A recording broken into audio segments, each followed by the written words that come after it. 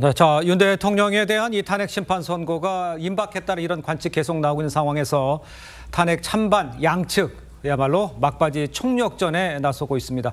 어제 토요일에는 경찰 비공식 추산으로요, 탄핵 반대 집회에는 시민 한 6만여 명, 또 탄핵 찬성 집회 4만 4천여 명 정도가 참여를 한 것으로 지금 알려져 있고요. 오늘도 지금 서울 도심 곳곳에서 집회가 열리고 있습니다. 그야말로 대한민국이 둘로 쪼개져 있는 그런 주말. 야, 과연 이게 언제까지 이어질지 일단 뭐 선거가 나오기 전 또 모르죠. 뭐 선거 난 후에도 이렇게 될지는 모르겠습니다만 참과 심각하게 나눠져 있는 상황입니다. 그렇기 때문에 헌법재판소의 결단이 신속하게 이루어진다는 져야 된다는 것에 대해서는 이론의 여지가 없는 것 같습니다. 다만 지금 최근에 이렇게 어떤 의견이 조금 오히려 이렇게 나뉘는 것 같습니다. 예전 같은 경우에는 윤석열 대통령이 지지하는 측에서 적법 절차를 준수하고 그렇기 때문에 재판 절차를 너무 이렇게 빠르게 진행할 것이 아니고 적법 절차 보장하는 증인신문이나 이런 걸 확실히 해야 된다라고 했는데 이제는 잘 봤더니만 민주당이 거기에 마흔역 재판관 넣어서라도 해라라고 하면서 오히려 지공 전략을 펴고 윤석열 대통령 지지자들 같은 경우에는 빨리 선택하라는 이런 여론의 흐름이 조금 바뀌는 것 같은데요. 헌법재판소 지금 노무현 전 대통령 같은 경우에는 변론 종결일로부터 14일, 박근혜 전 대통령은 12일 만에 됐는데 벌써 3주가 넘어가고 있습니다. 그렇기 때문에 아마 이번 주가 운명의 한 주가 될 가능성. 다만 그럼에도 불구하고 조금 늦어지면 다음 주가 정말 슈퍼위크. 다음 주 같은 경우에는 수요일 이재명 더불어민주당 대표에 대한 공선법 2심 판결 나아가 바로 뒤쯤 금요일쯤 3월 28일쯤에 윤 대통령에 대한 어떤 탄핵 결정이 있을 가능성도 있기 때문에 아마 이번 주부터 해서 3월 마지막 주까지가 대한민국의 역사를 가리게 되는 슈퍼 투 위크가 될 것이라고 예측합니다. 알겠습니다. 언제가 나올지는 뭐 다들 의견이 갈리고 있지만 일단 민주당에서도 일단 뭐 빨리 나와야 된다는 거에는 뭐 생각이 같으신 거죠? 그렇습니다. 당연합니다. 어제 저희 집회에서도 하루속히 심판 결정을 해야 된다는 요구를 시민들과 함께 전달을 했고요.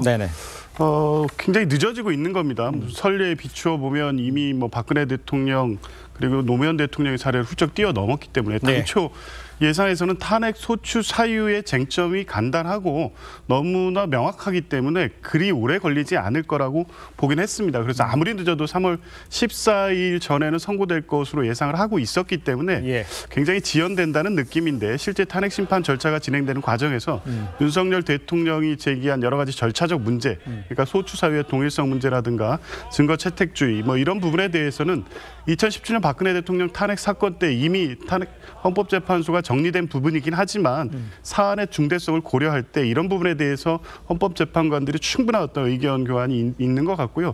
그렇다고 하더라도 지금 국민들이 대단히 혼란스러워하고 특히 윤석열 대통령의 석방 이후에 또 다른 양상이 전개되고 있기 때문에 헌법재판소는 하루속히 결정해야 된다. 이게 민주당의 입장입니다. 알겠습니다. 다 양쪽의 입장이 나와 있고요. 그러면 왜 늦어지는지 저희가 잠시 후에 좀 분석을 해보겠습니다. 일단 헌재에서는 나오는 것들이 아무 정보가 없습니다. 그러니까 어떻게 할 수 있을 건지 언제 나올지 이런 걸 한번 짚어보고 일단 먼저 어제 집회 상황들 좀 점검을 해보죠. 박정희 전 대통령의 고향인 경북 구미에서도 윤 대통령 탄핵을 반대하는 대규모 집회가 열렸습니다. 여기에는 한국사 강사 전한길 씨도 참석해서 목소리를 높였죠. 한번 들어보겠습니다. 윤석열 대통령은 내란입니까? 무죄입니까? 저는 헌법재판관들에게 말씀드리고 싶습니다. 솔로몬의 지혜로운 재판이 필요할 때입니다. 어떻게 하면 국가도 망가지지 않고 어떻게 하면 국민들이 나뉘어지지도 않고 통합할 수 있으며 어떻게 하면 헌법재판도 살아남을 수 있을까? 한 가지 방법이 바로 탄핵 각하를 결정하는 것입니다. 전한길 강사와 함께 국민의힘 일부 의원들 막바지 여론전에서 보수 텃밭이죠. 대구 경북에서 목소리를 높였습니다. 한 변호사께서 보시기에는, 한 대변인께서 보시기에는 지금 목소리가 대구에서도 많이 나오고 있다. 좀 구미 이야기도 했었어요. 예. 어떤 의미가 있다고 보십니까? 사실 구미 같은 경우에는 박정희 그 전 대통령의 고향이기도 한 예. 상당히 상징적인 곳인데요. 그렇죠. 그곳에서 어떻게 보면 시민들이 다 모여서 태극기를 흔들면서 자유민주주의를 부르짖었다. 이렇게 볼 수 있을 것 같고요. 네. 지금 특히나 13일 내에 그 감사원장의 그 탄핵 기각이라든지 그리고 검사 3명에 대한 그 탄핵 기각이 나오면서 예. 정말로 많은 부분들이 이 줄탄핵이 줄줄이 이제 기각 결정이 나오는 이런 상황이지 않습니까? 그렇기 때문에 윤석열 대통령 측에서 얘기를 했던 그 계엄에 대한 이유, 원인 이런 부분이 다시 한번 재조명되는 그런 상황인 것 같고요. 또 아까 앞서서 말씀드린 것처럼 이제 곧 있을 이 선고기를 앞둬서 예. 어떻게 보면 보수가 좀 집결을 하자. 그리고 이게 각하가 되어야 된다. 이런 목소리들을 크게 내고 있는 상황으로 보입니다. 알겠습니다. 일단 군 대통령 석방 후에 국민의힘 의원들 투쟁 기류, 글쎄요, 뭐 목소리 높이, 톤 이런 거 더욱 강경해지고 있는 모양새인데 특히 4사람이 중심에 있는 모양새입니다. 화면을 보시면요, 김기현, 나경원, 윤상현 의원 또 이철우 경북지사, 이른바 이 친윤 4인방이다. 뭐 이런 얘기가 나오고 있어요. 윤상현 의원은 1인 시위, 또 나경원 의원은 탄원서 제출, 뭐 이철우 지사는 강도 높은 비판, 뭐 이렇게 이어가고 있다. 이렇게 볼 수가 있는데 성취윤 부의장께서는 새로운 모양새처럼 보이고 앞에 나와 있는 저 국민의힘 의원들의 모습은 어떤 식으로 보고 계세요?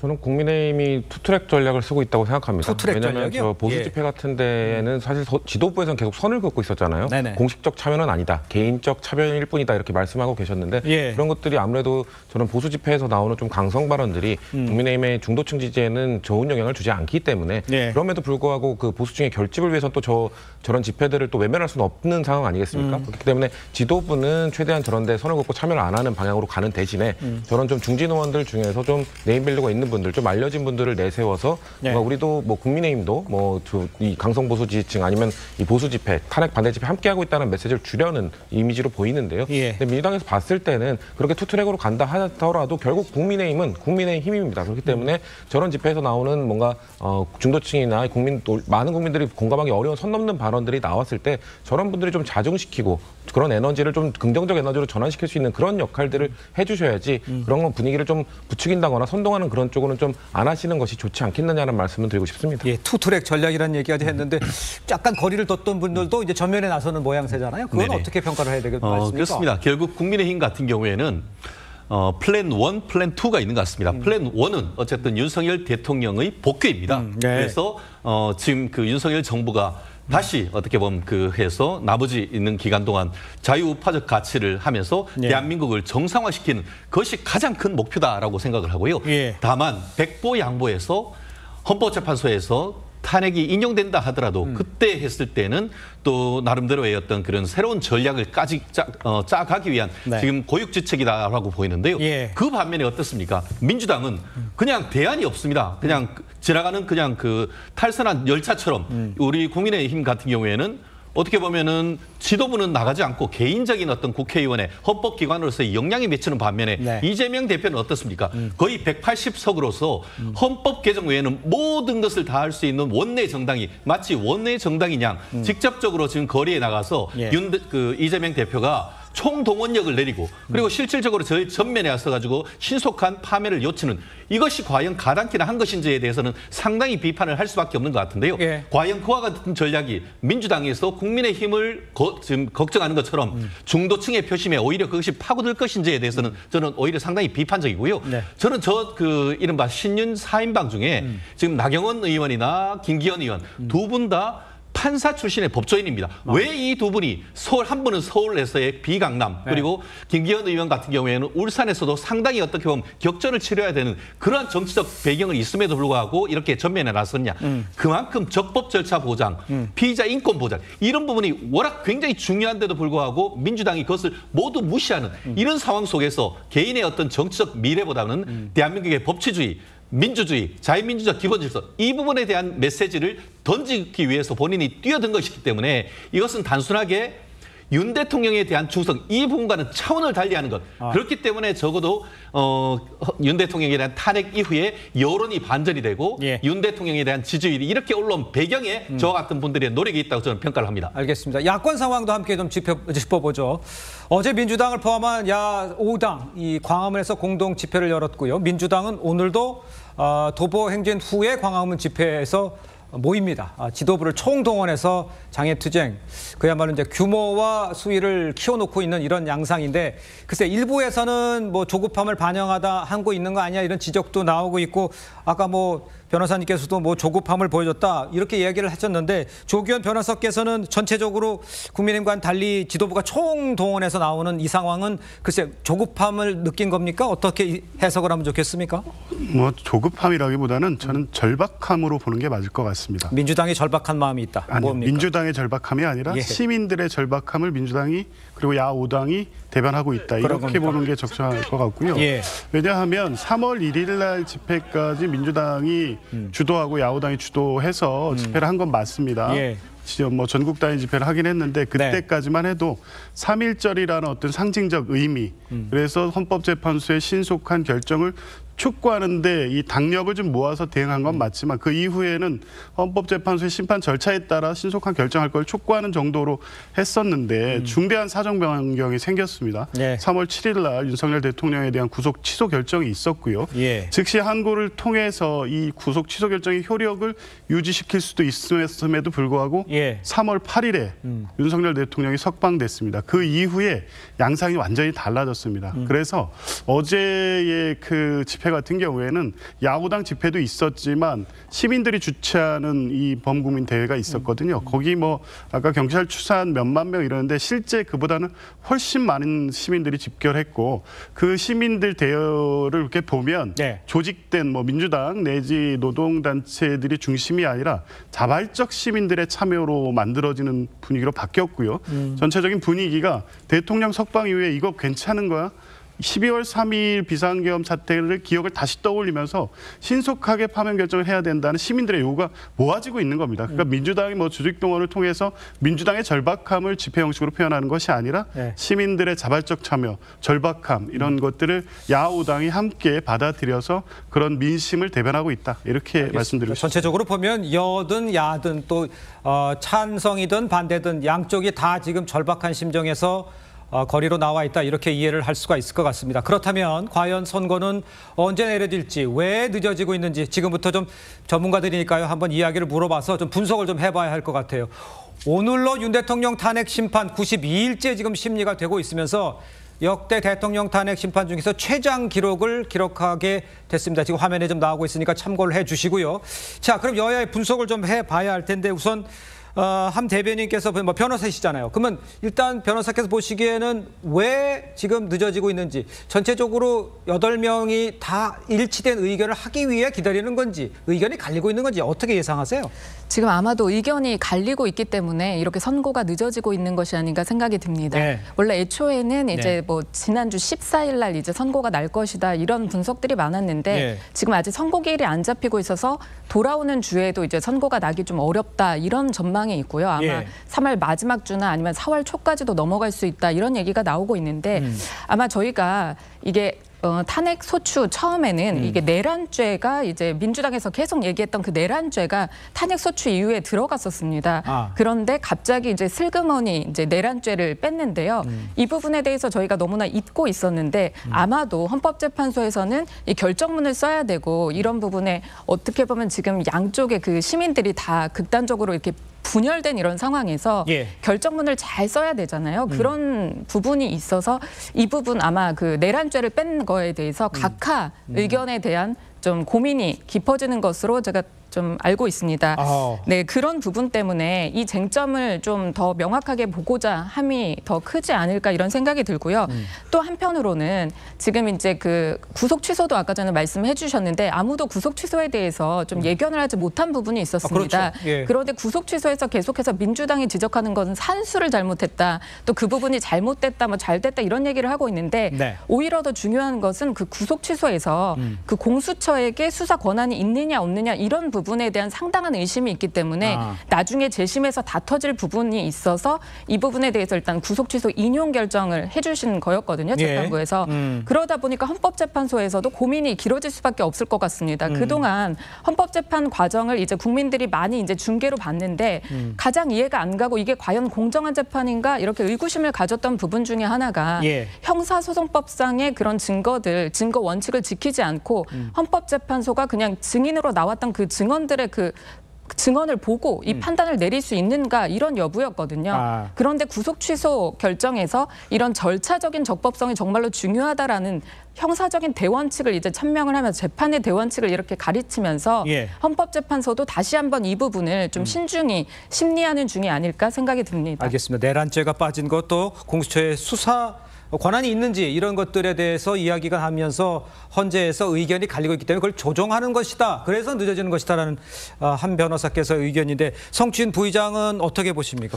일단 전 헌법재판소가 참 잘하고 있는 것 같아요. 그러니까 보안을 철저하게 지키고 있는 것 같아요. 보안은 철저하게 지키고 있어요. 헌법재판 8명뿐만 아니라 수십 명의 재판 연구관들이 지금 서포트를 하고 있음에도 불구하고 정말 단 하나의 새어나오는 정보가 없을 정도로 그렇기 때문에 지금 제가 말씀드린 건 역시 저희 민주당이나 진보 진영에서 예측하는 내용에 불과할 수도 있습니다만 저희는 길어지고 있는 이유에 대해서는 이 재판 결과는 이미 정해져 있다라고 생각합니다.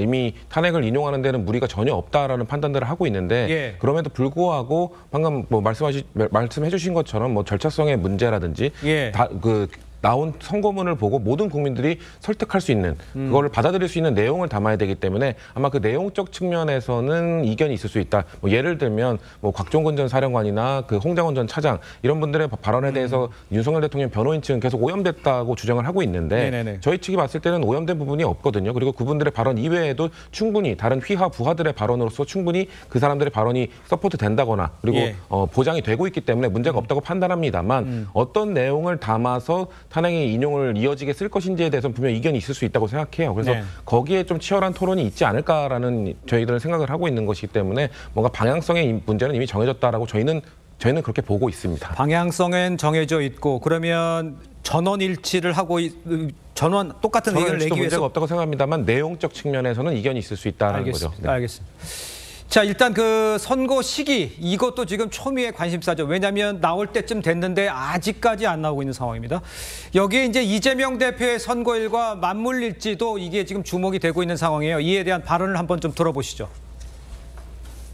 지금 3월 18일 날 박상재 법무부 장관 변론기일이 있는데요. 2월 25일 날 윤석열 탄핵심판 선고 변론 종결하면서 3월 18일까지 변론 기일 다른 여타의 사건 안 잡았습니다. 집중 심리하겠다라고 하면서 그래서 아무리 늦어도 3월 18일 전에는 하지 않겠냐. 7일이나 뭐 아무리 늦으면 18일 오전 뭐 이런 정도 기대하고 있습니다. 뭐 마지노선이랄까요?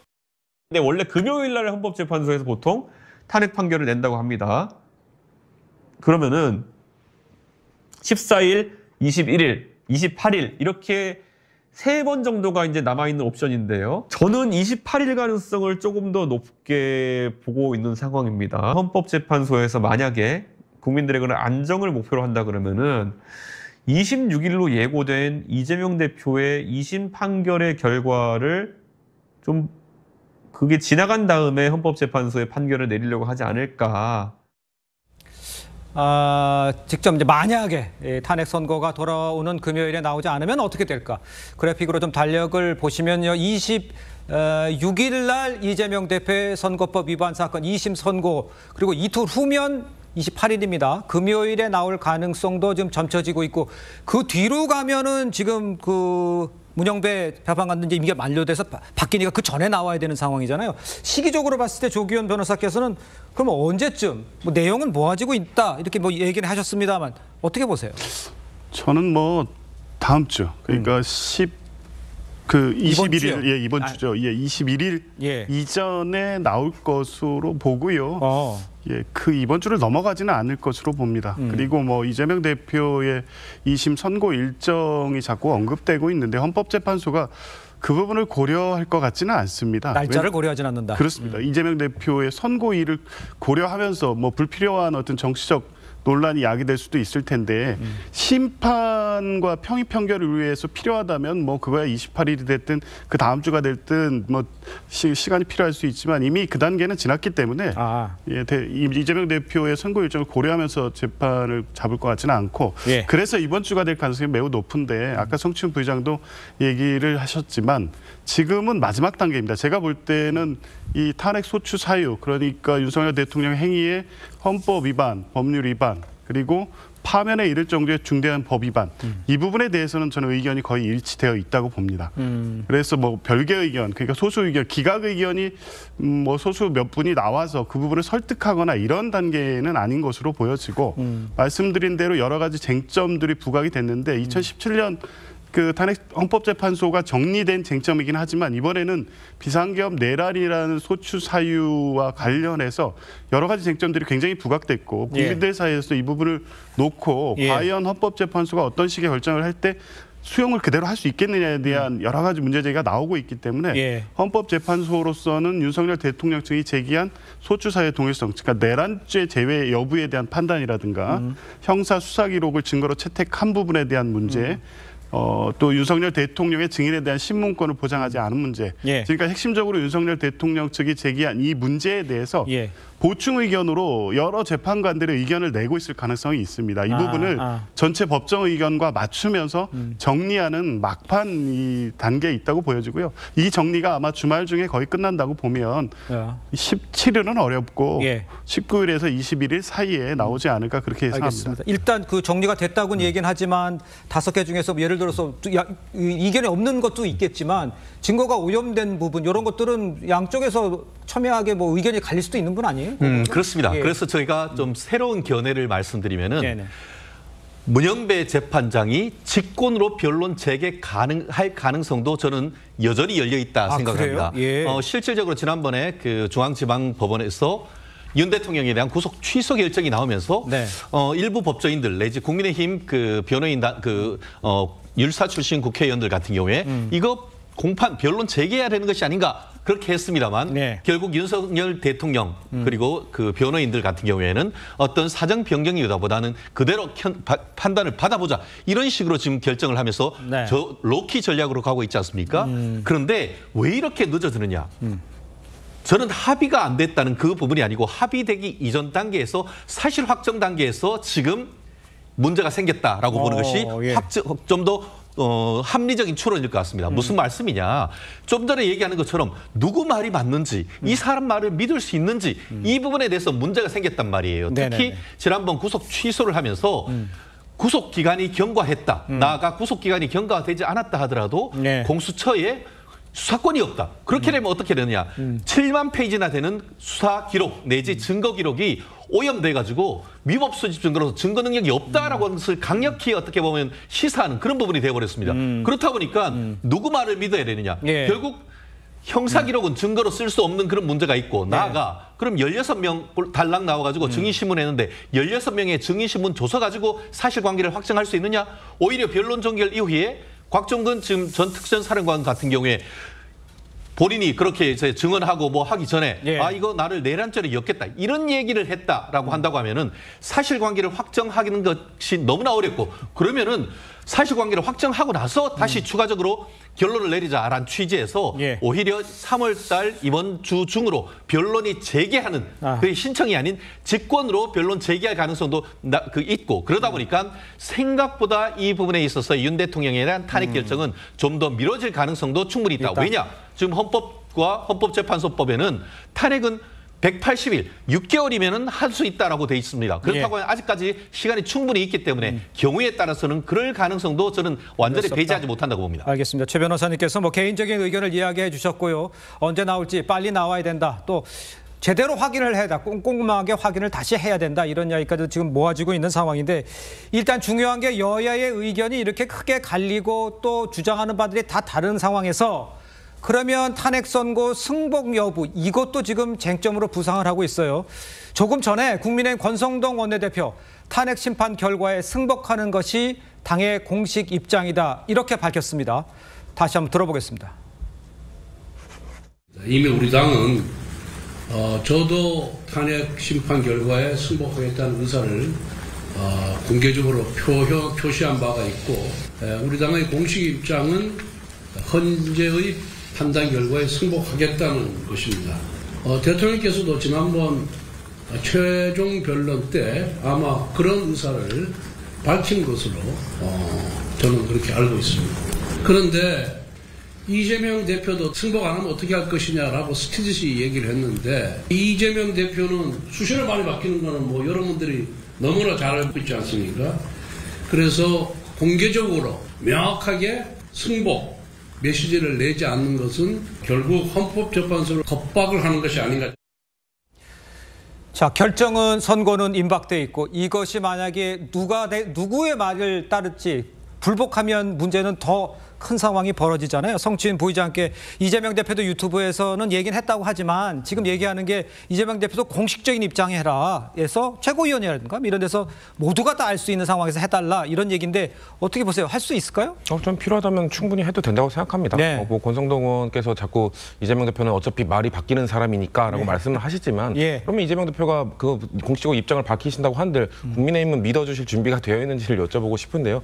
근데 사실 저희가 생각했을 때는 이 정치인들, 정당들의 이런 공식적 입장 표명도 필요한데 예. 국민들을 향한 정치인들의 발언, 저는 특히나 탄핵 심판 결과가 나온 이후에 그분들 어느 한쪽은 분명 분노하실 겁니다. 그렇기 때문에 그 분노의 에너지를 이끌어주는 역할은 정치권밖에 할 수가 없습니다. 그럼 만약에 탄핵이 인용된다면 그러면은 그 보수 진영 탄핵 반대하는 분들의 그런 에너지를 조기 대선으로 이끌어달라고 국민의힘이 그 역할을 해야 되고요. 네. 그리고 만약에 기각된다면 그 탄핵을 찬성하시던 분들이 또 분노하실 거 아닙니까? 예. 그럼 민주당이 가서 윤석열 정권과 국민의힘과 또 민주당이 열심히 싸워보겠습니다. 힘을 저희에게 주십시오라고 저희가 설득을 하는 그런 에너지들을 자꾸 그 불복한다거나 뭐 사법부에 대한 비판으로 향한다거나 이렇게 하는 것이 아니라 긍정적 에너지로 치환될 수 있도록 해야 되는 것은 결국 정치권의 역할입니다. 그렇기 때문에 지금 그냥 최고위 회의에서 이렇게 발언하는 것보다는 저는 결과가 나온 이후에 그리고 결과가 나오기 직전에 뭐 그 지지자들과 함께하는 자리에서 우리 어떤 결과가 나오더라도 함께합시다라는 메시지를 각쪽에서 내주는 게 필요하다고 생각합니다. 그러니까 그러면 결과가 나온 후에 얘기해야 된다는 거예요? 그 이전부터 해야죠. 그 이전부터 그분들과 함께 소통을 해야 저희가 거리로 나간 이유도 그런 것 중에 하나입니다. 알겠습니다.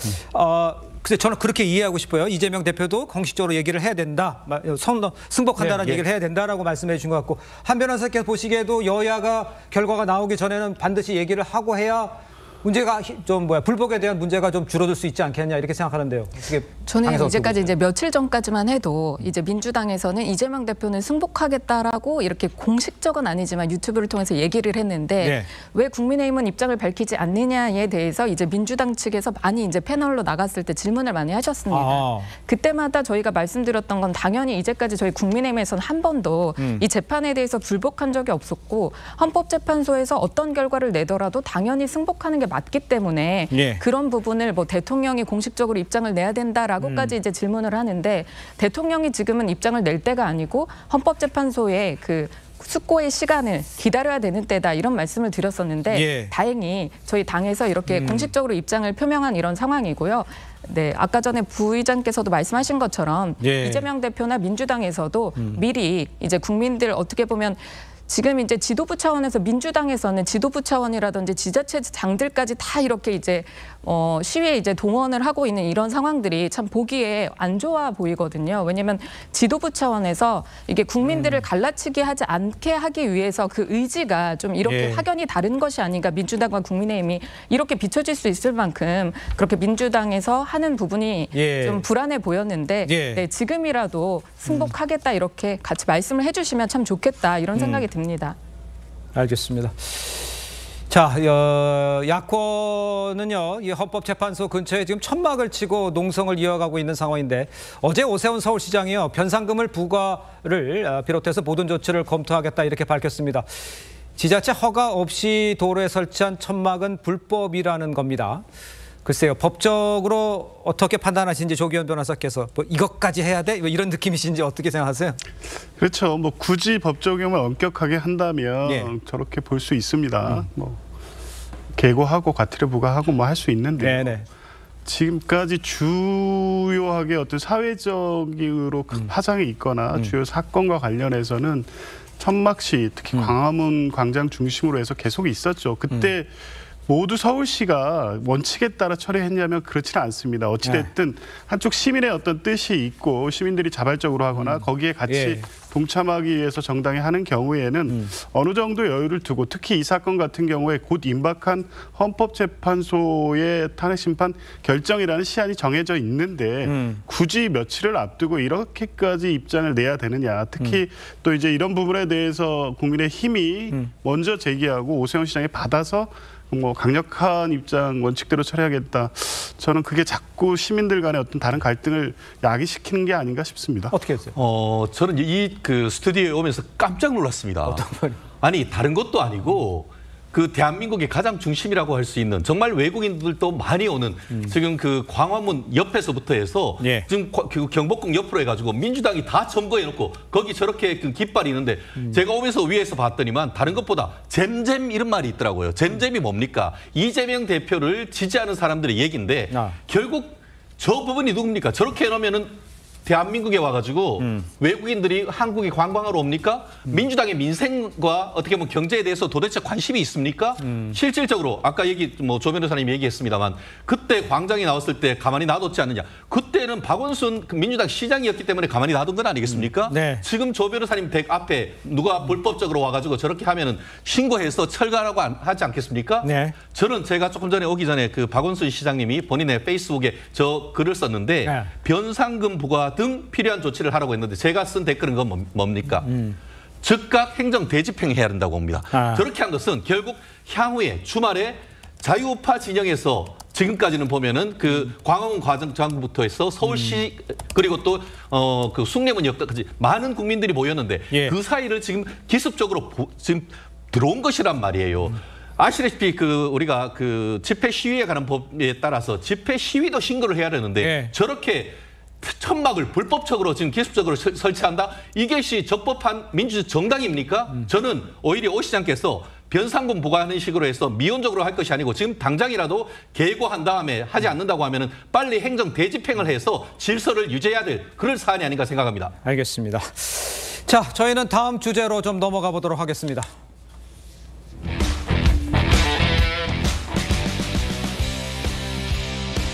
자, 탄핵 심판의 핵심 증인 중 한 명인 이 곽종근 전 사령관 이야기 좀 해볼게요. 양심선언 요구를 받았다고 저희 TV조선이 전해드린 바가 있는데 곽 전 사령관이 초반에 야권 인사들과 연결된 변호인들의 사건을 맡았었는데 사건을 맡은 지 며칠 안 돼서 계속 떠나갔다고 합니다.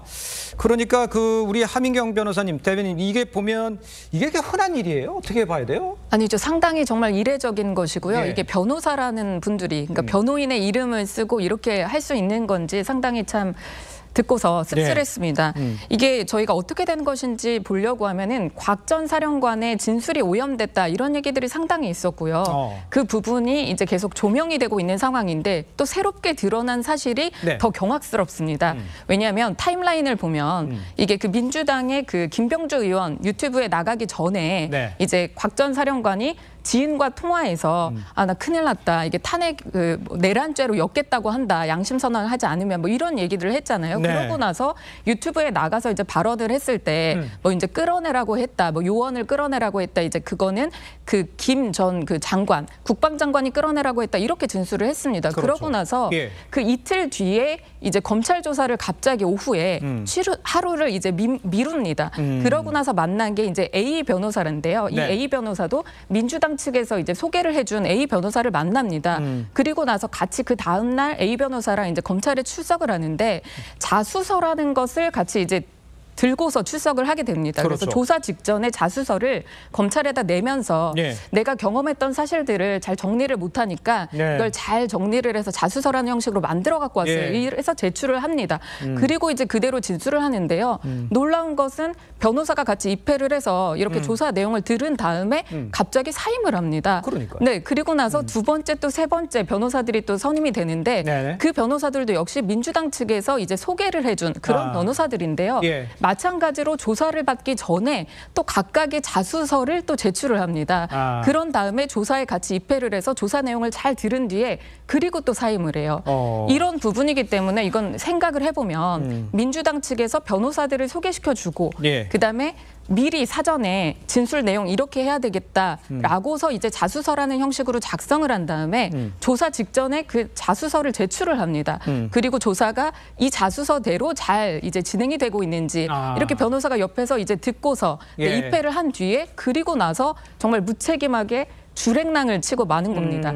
그런 상황이어서 지금 어떻게 되어 있냐면 곽 전 사령관 같은 경우에는 그대로 이제 진술을 자수서 내용대로 진술했는데 그 자수서의 내용도 완전히 이제 처음으로 그 윤 대통령이 지시를 했다라는 것으로 그 자수서에서 처음으로 밝혀지고 진술이 뒤바뀌어지는 거거든요. 이런 부분에 주목을 해야 되는데 이 변호사들이 과연 어떤 변호를 한 건가, 누구를 변호를 한 건가 이런 생각이 들지 않을 수 없고요. 다만 생각될 수 있는 거는 곽 전 사령관의 변호인은 아니었다. 이거는 곽 전 사령관을 위한 변호사 아니었고 어떤 누구를 위한 변호를 했던 것인가 이 부분은 묻지 않을 수가 없습니다. 알겠습니다. 지금 이야기를 쭉 들어봤는데 특히 지금 언급해 주신 대로 특히 추가 자수서 작성한 뒤에 잇따라 조력을 포기한 이 상황.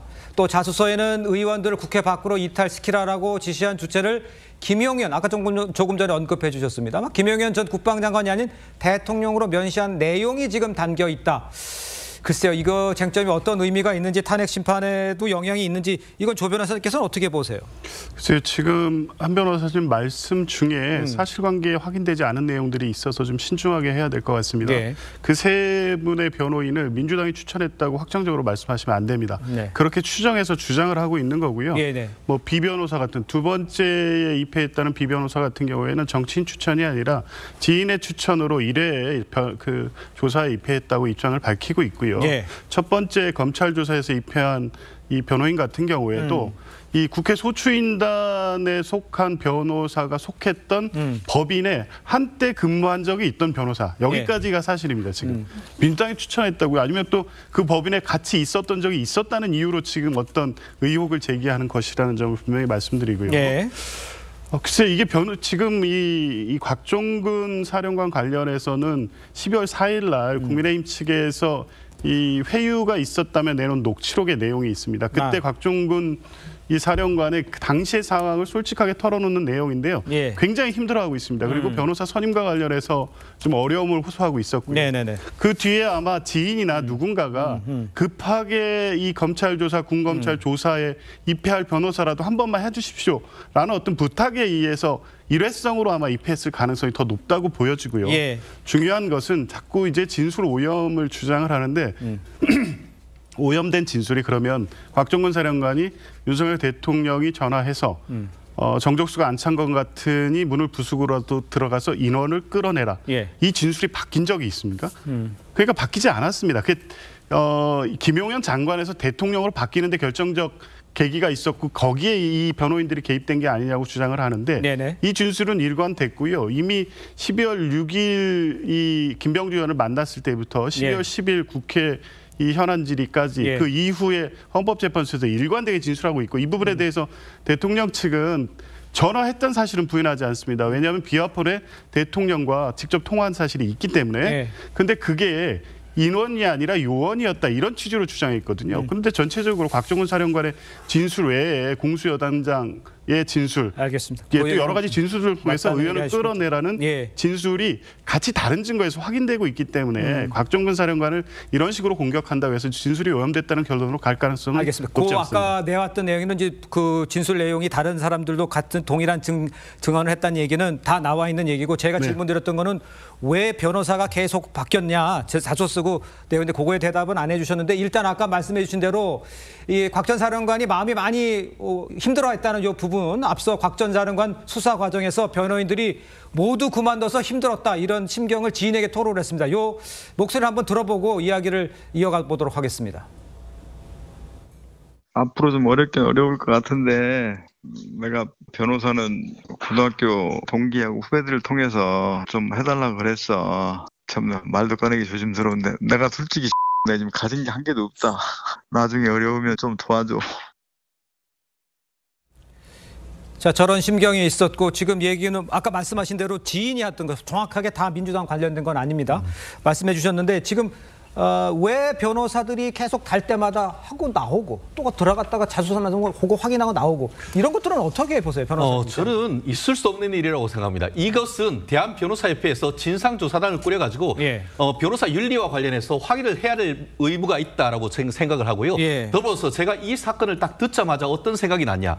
대장동 사건과 관련해서 성남도시개발공사 본부장 유동규 씨가 본인이 검찰의 수사를 받을 때 변호사가 자꾸 와가지고 이런저런 얘기를 하면서 결국은 그 변호사들 다 사임시켜버렸어요. 왜냐?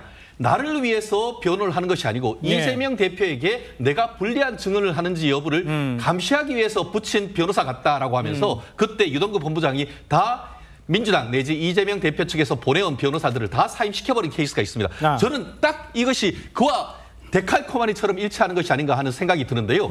어떻게 변호사를 정말 지금 곽정근 전 사령관 같은 경우에는 경제적으로 굉장히 어렵고 그런 상황 속에서 지금 김현태 전 특임단장 이따 뭐 얘기도 나올 수 있는데 대세는 기울였다. 민주당이 지켜줄 것이다. 그리고 대한민국의 유력한 정치인을 기업인을 변호했던 유력한 변호사를 소개해주겠다라는 얘기를 했다고 김현태 단장이 얘기했습니다. 만약에 민주당이 이와 같은 일을 하지 않았다라고 한다고 하면은 지금 당장 김현태 특임단장을 민주당은 허위사실 적시한 명예훼손죄로 고소하십시오. 지금 김현태 단장 얘기를 했는데요. 일단 김현태 단장은 앞서서 곽 전 사령관에 대한 민주당의 회유 의혹을 제기하기도 했었습니다. 김현태 단장의 말을 이 시점에서 꼭 들어봐야 될 것 같아요. 함께 들어보시죠. 전문위원이란 분이 들어와서 이미 대세는 기울었다.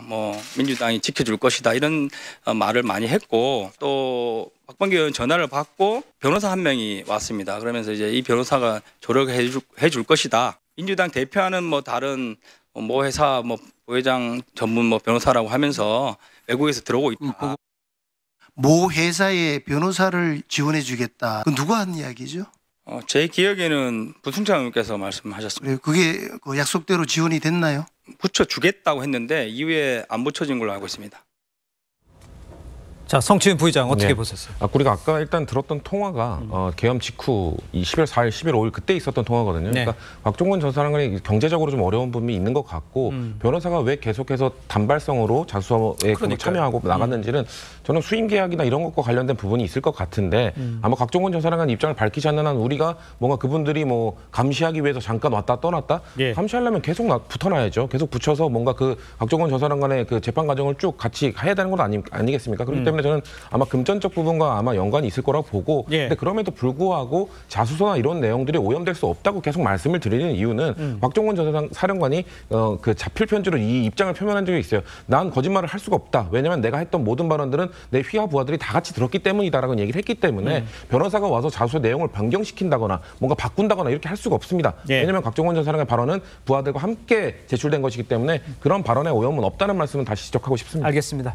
짧게. 보통 변호사가 진술을 하러 같이 입회를 하러 들어가면 자수서 같은 거를 먼저 제출하고 하지 않습니다. 왜냐하면 진술이 계획적으로 짜질 수 있기 때문에 그냥 질문을 하는 거에서 답변을 하게끔 하는 건데 지금 이 경우에 이 3명의 변호사들이 다 윤리적으로 변호사 윤리상 문제가 있다라고 하는 부분은 조사 때는 다 한 번씩 다 참여를 합니다.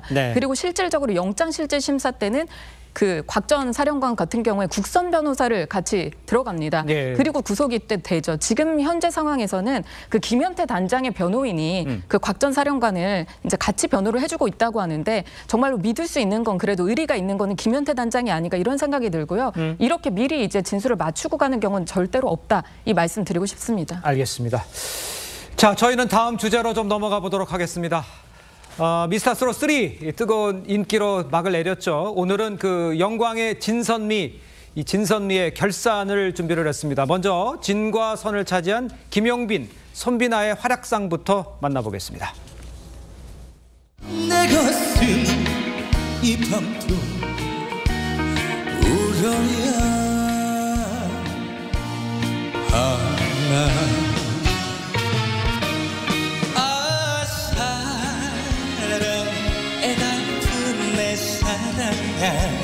사랑아 내가 바보야 참지 못한 내가 바보야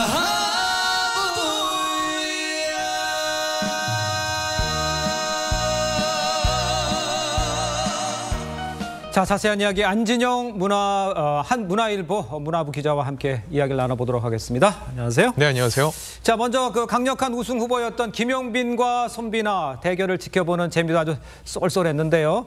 뭐 당시 에피소드가 좀 전해지고 있어요. 좀 소개 좀 해주세요. 사실 두 사람은 라이벌이 아니라 동료였습니다. 네. 현역부 2조에 같이 속해 있었고요.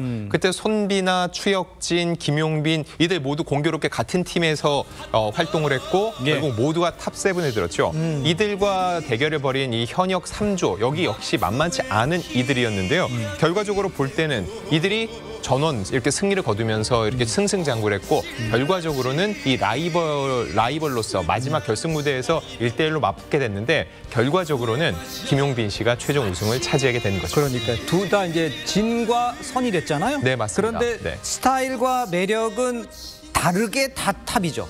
네, 맞습니다. 두 사람 보면은 일단 담백하게 부른다는 공통점은 있는데 각각의 매력은 좀 있습니다. 김용빈 씨 같은 경우는요, 완벽주의예요. 게다가 이제 입꼬리라든지 손끝, 발끝 굉장히 디테일한 이런 부분까지도 신경을 쓰면서 정말로 마음을 녹이는 듯한 노래를 부르는 반면 이 손비나 씨 같은 경우는 황소고음이라고 하죠. 고음이 굉장히 탄탄을 해서 결승 무대에서도 마치 축하 무대를 하는 것처럼 굉장히 안정적인 무대를 해서 결과적으로 심사위원 점수만으로는 김용빈 씨보다 더 많은 점수를 얻었습니다. 하지만 결과적으로 이제 실시간 응원 투표까지 더해지면서 김용빈 씨가 최종 우승을 차지하게 된 건데 두 사람이 결승전에서 이미 한번 맞붙은 적이 있습니다. 그래 미리 보는 결승전이라고 했는데 그때는 심지어 김용빈 씨가 패했습니다. 손비나 씨가 오히려 승리를 했기 때문에 다시 최종적으로 결승전에 맞붙었을 때 과연 누가 이길 수 있을지 한 치 앞도 내다보기 어려웠는데 결국은 김용빈 씨의 승리로 마무리가 된 거죠. 그렇군요. 자, 다음은요. 저 매력적인 음색하면 이 천록담 씨 빼놓을 수 없습니다. 우여곡절을 딛고 최종 3위의 미저 오른 이 천록담의 무대도 이어서 만나보겠습니다.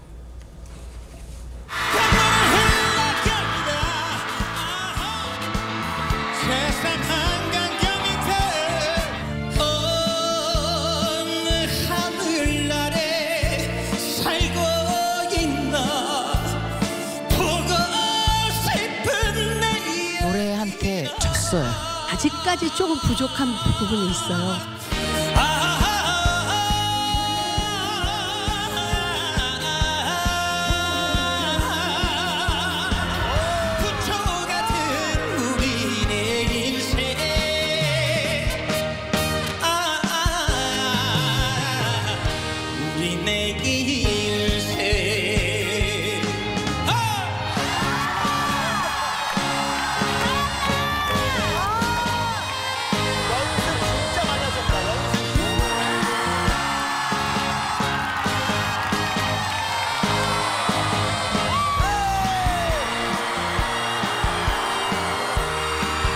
천록담 씨 같은 경우는 R&B 가수에서 이제 트롯 가수로 변신한 건데 이 가수로 터닝 포인트, 이 미스터 트롯 3가 이 터닝 포인트가 된 거죠? 네, 무려 22년 동안 가수 이정으로 활동을 해왔는데 이제 천록담이 된 거죠. 처음에는 본인의 모습을 못 버렸다. 그래서 혹평이 적지 않았는데 조금 전에 보셨던 영상, 이 제3 한강교를 부를 때 이게 대장전이었거든요. 이때 당당히 우승을 차지했습니다. 이 대장전 우승 역대 보면은 이명우, 송가인 이런 분들이 대장전 우승 후에 최종 우승을 차지해서 천록담 씨가 혹시 하는 기대감이 적지 않았는데 결과적으로 탑3에 들게 됐고요.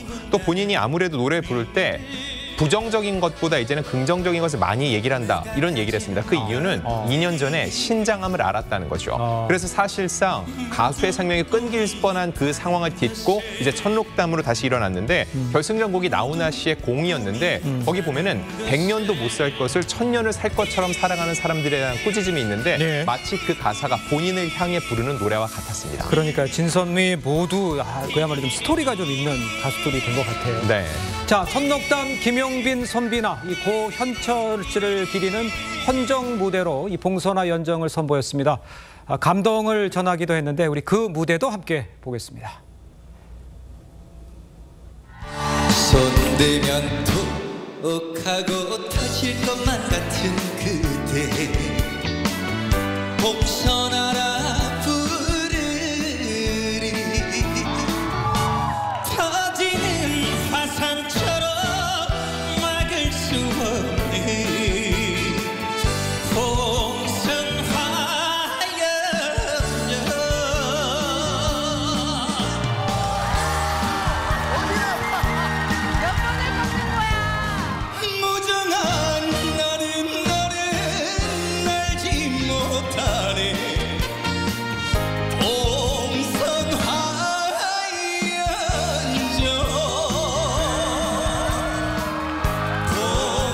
미스터 트롯 3 이제 경연은 마무리가 됐고요. 트롯맨들의 본격적인 활동이 이제 시작이 될 텐데 당장 어떤 활동들을 시작하게 됩니까?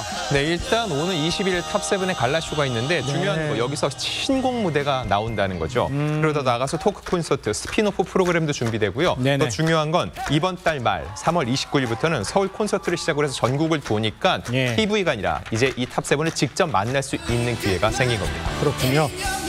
자, 미스터 트롯 이야기는 여기까지 하고요. 또 이번엔 논란이 뜨거운 이 배우 김수현, 고 김세론 씨의 미성년자 교제 의혹 좀 자세히 좀 전해드려야 될 것 같아요. 김수현 씨 측이 김세론 유족 측에 교제 시기를 두고 벌인 공방, 지금 진실 공방으로 번지는 양상이에요. 좀 설명이 필요해 보입니다. 네, 이 주장에서 가장 핵심은 미성년자 시절 교제했는지 여부입니다. 당초 김수현 씨 측은 아예 명백한 허위 사실이고 이에 대한 법적 대응을 하겠다는 입장까지 밝혔는데 계속된 증거 사진과 주장이 계속된 상황 속에서 결국 입장문을 14일 날 발표했습니다. 이때 교제를 한 건 인정을 했습니다. 다만 미성년자 시절은 아니고 김세론 씨가 성인이 된 후에 사귀게 됐다는 거죠. 그런데 앞서 지난해부터 계속 교제한 적조차 없다라는 입장을 밝혀왔기 때문에 이게 성인 된 후라 할지라도 교제를 했다는 거 얘기 자체가 앞에 했던 얘기를 번복한 사례가 되죠. 그래서 다른 해명 역시 과연 100% 수용할 수 있을지 여부를 두고 계속적인 공방이 오가고 있는 상황인 겁니다. 김세론 씨 유족 측의 주장은 뭐예요? 네, 유족 측은 미성년자 시절부터 만났다는 걸 인정하라. 그리고 김수현 측은 만나서 얘기를 하자. 연락을 달라 하고 있는데 그게 아니라 공개적으로 먼저 우리 김세론 씨 측에서 얘기하고 있는 얘기가 사실임을 인정을 하라를 강조를 하고 있는 거죠. 그렇군요. 결과적으로 미성년자 때 사귀었다는 여부를 서로 팽팽하게 서로 맞다 아니다 얘기하고 있기 때문에 이런 부분이 합의가 이루어지지 않는다면 이렇게 계속 평행선을 그릴 것으로 예상됩니다. 그렇군요. 자, 일단 그 교제 의혹에 대해서 김수현 씨 측의 입장이 바뀐 것을 두고 지금 언급을 해줬습니다만 김세론 측 유족 측 사자 명예훼손을 거론했다고 합니다. 사자 명예훼손. 변호사님, 이건 어떤 경우에 해당되고 이게 해당이 됩니까? 그렇습니다. 결론적으로 봤을 때는 사자 명예훼손 성립되기는 쉽지 않을 것 같습니다. 이유는 그렇습니까? 일반 명예훼손과 사자 명예훼손의 핵심적인 차이는 비방의 목적입니다. 다른 살아있는 사람들한테는 사실을 적시해도 명예훼손이 될 수가 있고 허위의 사실을 적시하면은 더 강하게 처벌되지만 사자의 명예훼손 같은 경우에는 그것이 허위 사실인 경우 플러스 비난할 목적이 있어야 되는데 이 상황 속에서 과연 김수현 측에서 돌아가신 그 김세론 씨에 대한 어떤 비방의 목적이 있는 것인지 오히려 이 사안에 대한 사실관계에 대해서는 지금 본인들이 어떤 그 교제 여부에 대해서 진술을 바꿨다는 점에서 허위 논란은 있을 수 있습니다만 결국 김세론 씨를 비방하기보다는 본인의 어떤 지금 현재 상태 속에서의 활동이나 이런 부분에 대한 방어 목적 이런 부분이 더 강했다라는 점이 강하기 때문에 물론 뭐 앞으로의 수사나 이런 부분은 지켜봐야 되겠습니다만 비방의 목적이 있는지 여부가 향후 어떤 수사의 가장 큰 쟁점이 될 가능성이 커 보이는 것 같습니다. 알겠습니다. 일단 그 논란이 계속되자 이 김수현 씨 측에서는요, 고인의 어머니를 직접 만나서 설명하고 싶다, 이런 뜻을 밝혔어요. 그러니까 여기에 대해서 김세론 씨의 이제 유족 측은요, 그게 운선이 아니다, 공식적인 사과를 먼저 해라, 이렇게 요구하고 있어요. 직접 대화가 이런 경우에 대체로 이어지나요? 어떻게 봅니까? 통상적으로 이렇게 첨예한 또 사생활 영역 같은 경우는 양측이 만나서 이야기를 해야지 좀 순리대로 풀어갈 수 있을 것으로 예상이 되는데 중요한 거는 가장 큰 부분 미성년자 시절 교제 여부를 두고선 서로의 입장이 너무나도 다르다는 거죠. 14일 김수현 측에서 입장을 냈고 15일 한 번 더 냈는데 그때 핵심적인 내용은 만나서 얘기를 하자, 연락을 달라는 거였습니다. 근데 이 부분에 대해서 김세론 씨 측은 더욱더 분노한다는 입장을 표했습니다. 그 이유는 이미 사귀지 않는다고 했다가 사귀는 것까지 인정을 했는데 미성년자 때 만났다는 건 왜 인정을 하지 않냐. 그것도 공개적으로 인정을 해라. 그래야지 우리가 원하는 것은 이런 사과와 사실을 똑바로 얘기해 주는 것이다. 이런 입장을 내고 있죠. 근데 여기서 미성년자 때 만난 건 절대 아니다라고 김수현 씨 측은 얘기하고 있기 때문에 이게 사실이라고 인정을 한다면 사실상 김세론 씨 측의 주장이 모두 사실인 것으로 결론이 나기 때문에 이 부분에 대해서 첨예하게 계속 대립하고 있는 상황으로 보입니다. 알겠습니다. 지금 상황 이제 김수현, 김세론 이 논란 또 다른 핵심 채무 변제 압박 여부 요 문제입니다. 김세론 씨 측이 이제 과거 음주 사고 이후에 위약금 등 채무 7억 원입니다. 이 생겼고 대신 갚았던 김수현의 소속사가 김세론의 내용 증명을 보내서 변제를 압박했다. 이 내용입니다. 김수현 측은 내용 증명을 보낸 이유를 뭐라고 설명을 하고 있는지 먼저 좀 설명을 좀 해주세요. 네. 이미 이 과거 음주 교통사가 났고요. 이것 때문에 불미스런이 생겨서 방송 중이던 프로그램에서 편집에 불가피해졌죠. 이거에 대한 위약금이 발생했고 그 금액 7억 원 정도를 먼저 대납을 해줬다는 건데 이거에 대해서 그러면은 왜 이렇게 내용 증명을 보내서 압박을 했냐는 거에 대해서 만약에 빌려준 돈에 대해서 우리가 이런 절차를 밟지 않으면 업무상 배임이 될 수 있기 때문에 어쩔 수 없이 그렇게 했다는 게 입장인데 더 나아가서 생각해봐야 될 건 방금 보신 영상을 보면은 김세론 씨가 김수현 씨에게 굉장히 힘들어하면서 나 좀 살려줘라는 문자를 보낸 게 있습니다. 정말로 그런 목적으로 절차상의 목적으로 내용 증명을 보냈다면은 김세론 씨가 심리적 압박을 받지 않도록 이런 이유 때문에 보내게 됐다. 부분을 분명하게 짚고 넘어갈 필요가 있을 텐데 김수현 씨 측에서 이런 김세론 씨의 문자에 대해서 특별한 어떤 언급이나 직접적인 답변을 하지 않은 것으로 보이기 때문에 이거에 대한 도의적인 책임론까지 나오고 있는 상황인 겁니다. 그 변호사님께서 보시기에는 도덕적으로는 문제가 있는데 법적으로 문제가 없다라고 생각하는데 지금 돌아오는 상황들은 어떻게 보십니까? 이 변제물은. 그 변제 문제 지금 소속사의 입장이 선뜻 납득되지는 않습니다. 그래요? 지금 뭐 기자님도 말씀하셨지만 이게 업무상 배임의 문제가 될 수는 있긴 한데 당시 내용 증명을 받은 김세론 씨 입장에서는 채무에 대한 변제를 강하게 압박하는 것으로 느꼈고 그 심정을 지금 고스란히 문자 메시지를 통해서 표현하고 있었다고 보면 이러한 목적으로 보낸 내용 증명이라는 설명이 안 돼 있었던 것이고 그 이후에도 변제를 지금 계속 압박하고 있었던 게 아닌가 싶고요. 사후에라도 이제 그런 사안이 있다고 하면 설명하면 내용 증명 하나로 인해서 저 정도의 심적 압박을 받을 것 같지는 않거든요. 그런 측면에서 보면 이 자체가 어떤 뭐 법률적으로 문제가 되지는 않지만 이 처리 과정에서의 도덕적, 윤리적 비판 가능성이 여전히 남아 있다고 봅니다. 한 변호사께서는 어떻게 보십니까?